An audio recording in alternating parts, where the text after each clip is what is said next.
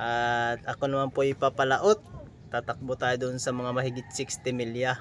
So double purpose, manulingan at saka magtanigi.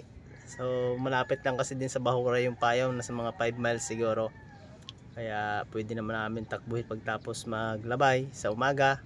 Takbo kami doon sa payaw, sa Bahura. Subok tayo magtanigi. So ayan, may hinihintay lang pala ko si Pare Hammer. Ayun yung bangka niya. Sana yun? Ayun na pala. Ayan yung bangka niya. Ayan, yung puti at blue. Ayan. Sasabay ako papunta doon sa kanila. So ngayon ay update ko na lang kayo pagdating namin sa aming location. Ayan, alright. So ayan, sa mapagpalang morning at shout out. Shout out nga pala sa mga solid supporter ko dyan. At hindi ko man kayo mabanggit isa-isa sa mga pangalan nyo. Pasensya na po kayo. At shout out po sa inyo at maraming salamat sa walang sawang pagsuportan nyo po sa aking mga in-upload na video. At saka ito nga po pala yung gamit kong makina, yung Pro Cape 18 HP na with reverse, with yung decambio kung tawagin namin, decambio. Ang kanyang cambio po ay atras abante lang po ang kanyang abante, neutral, atras, bali tatlong cambio lang. Abante, neutral, atras, tas neutral ulit. Ayan, ito po papakita ko po sa inyo. Ito po siya. Yan po yung aking makina, Pro Cape. Ayan po, yan siya. Bali, nandito po yung kambiyohana niya. So, kaya minsan nagtataka siguro kayo bakit hindi nagatakbo yung aking bangka, naka-under yung makina. Ito po yung kanyang pangkambyo. Ayan po. Yan. Yan po siya.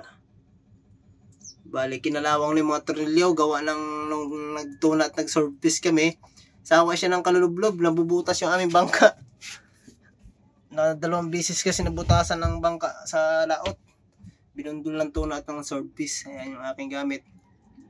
Kailangan po pag ganitong gamit nyo na malaki yung ilis yan, lagyan nyo po ng ganyang lock.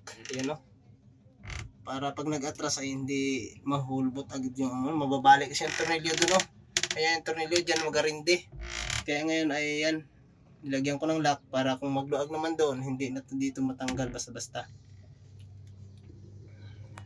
Yan siya mga kaboy-boy. Ayan.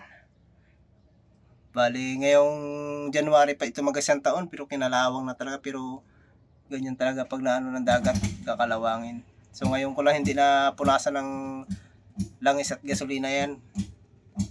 Gawa ng tinamad ako. So yan. Yeah. So bili ko nga pala niyan mga kaboy-boy ay nasa 16.8. So ngayon ay nagmahal na yan. Nagmahal na siya. Nasa mahigit 18 na yata. 18,000.